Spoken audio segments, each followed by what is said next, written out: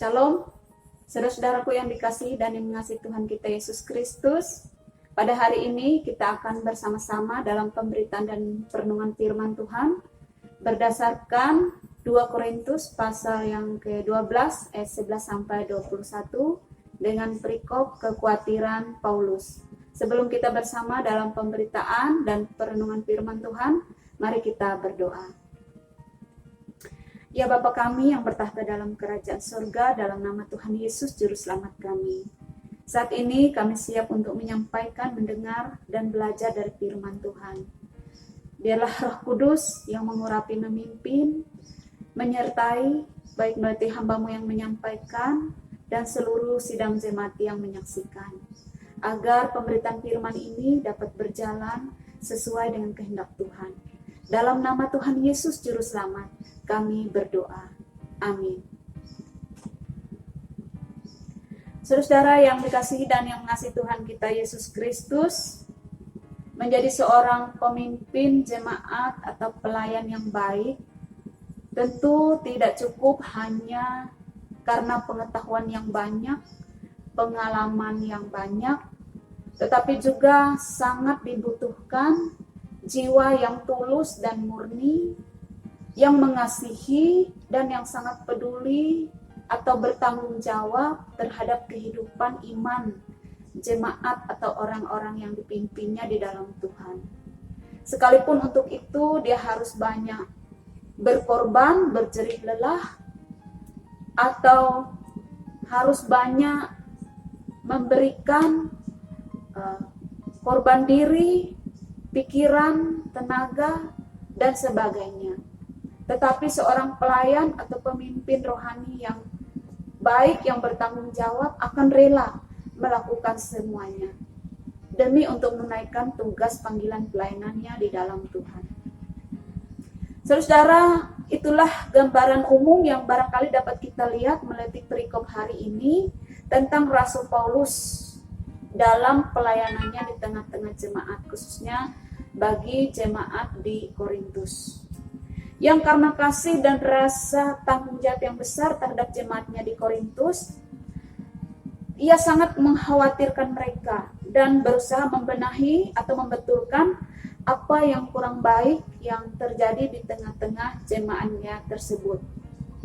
Secara garis besar kita bisa lihat dalam perikop ini, antara lain yang pertama, Rasul Paulus mengingatkan jemaatnya bahwa ia memiliki otoritas sebagai seorang rasul bagi mereka dalam ayat 11 sampai 12.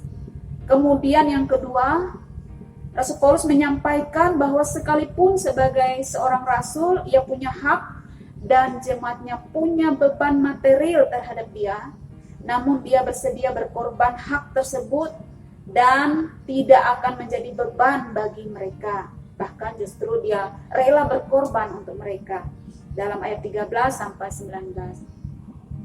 Yang ketiga, Rasul Paulus mengkoreksi tuduhan-tuduhan palsu terhadap dirinya maupun terhadap rekan pelayanannya yaitu Titus, yang dicurigai oleh oknum-oknum tertentu dalam jemaat sebagai yang menipu daya mereka dalam ayat 16 dan seterusnya. Jadi ada berkembang isu-isu yang kurang baik di tengah-tengah jemaat. Ada oknum-oknum tertentu yang menyimpulkan bahwa Rasul Paulus ataupun Titus dalam pelayanan mereka menipu daya jemaat, mencari keuntungan pribadi dan seterusnya. Jadi Rasul Paulus melalui nas ini mengkoreksi hal demikian.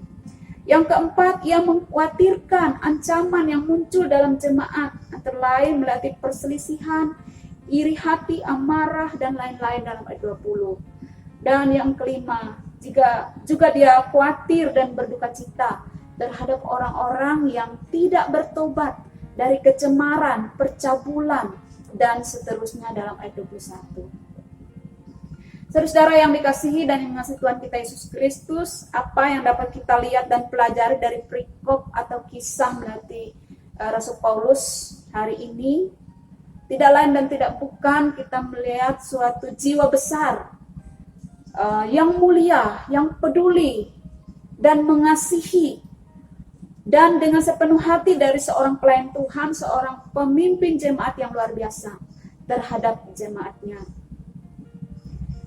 Dan hal-hal ini kiranya dapat menjadi inspirasi dan motivasi bagi kita semua sebagai orang-orang percaya. Pertama-tama bagi kita sebagai para pelayan, jemaat, apapun tugas tanggung jawab kita, sebagai pemimpin-pemimpin rohani, mungkin kita sebagai pendeta, sebagai penatua diakon, sebagai para pemberita Injil, guru sekolah minggu, dan sebagainya. Untuk kita lebih sungguh lagi dalam panggilan dan pelayanan kita. Untuk kita lebih peduli dan mengasihi lagi jemaat kita atau orang-orang yang kita pimpin. Bagaimana untuk perkembangan iman mereka lebih baik lagi. Bagaimana untuk kehidupan mereka yang lebih benar lagi sesuai dengan kehendak Tuhan.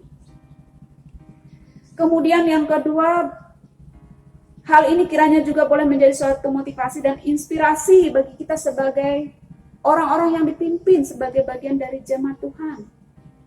Agar kita lebih mengasihi dan menghormati pelayan atau pemimpin-pemimpin rohani kita di dalam Tuhan.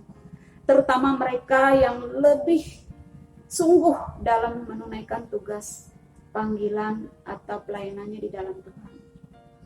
Sembari juga ada peringatan supaya kita tidak mudah terhasut oleh isu-isu atau praduga-praduga yang kurang baik tentang para pelayan atau para pemimpin-pemimpin rohani kita. Dalam 1 Timotius 5 ayat 17 ayat 19 ada firman mengingatkan supaya jangan cepat menerima tuduhan atas seorang penetua kecuali kalau didukung atau 2 atau 3 orang saksi. Jangan cepat menuduh yang bukan-bukan terhadap para pemimpin rohani kita.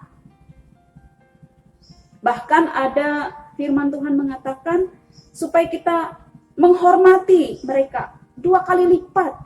Terutama mereka yang dengan jerih payah berkhotbah dan mengajar. Dalam 1 Timotius pasal 5 ayat 17, penetua-penetua yang baik pimpinannya patut dihormati 2 kali lipat, terutama mereka yang dengan jerih payah berkhotbah dan mengajar. Kemudian dalam Ibrani pasal yang ke-13 ayat 17 juga ada firman mengatakan, taatilah pemimpin-pemimpinmu dan tunduklah kepada mereka, sebab mereka berjaga-jaga atas jiwamu sebagai orang-orang yang harus bertanggung jawab atasnya. Saudara-saudaraku yang dikasih dan mengasihi Tuhan kita Yesus Kristus, semoga firman Tuhan hari ini boleh menjadi suatu pembelajaran iman untuk kita bagaimana hidup yang berkenan pada Tuhan, bagi kita sebagai para pelayan, bagi kita sebagai para pemimpin jemaat Tuhan, ataupun bagi kita sebagai anggota jemaat. Untuk kita bisa mengerti tugas tanggung jawab kita masing-masing dan lebih sungguh lagi di dalamnya. Tuhan memberkati kita sekalian. Amin. Mari kita berdoa. Ya Allah Bapa kami yang bertahta dalam kerajaan sorga, kami sudah menyampaikan, mendengar, dan belajar dari firman-Mu. Kiranya Roh Kudus yang melengkapi, menyempurnakan, dan meneraikan firman itu dalam setiap hati kami, serta menolong kami untuk melakukannya dalam hidup kami. Baik kami sebagai pelayan atau pemimpin-pemimpin jemaat-Mu, atau kami sebagai jemaat yang harus menghormati, mengasihi para pemimpin rohani kami dalam Tuhan. Terpuji Engkau Tuhan, bila firman Tuhan akan menuntun kami kepada keselamatan oleh iman di dalam nama Tuhan Yesus Kristus. Amin.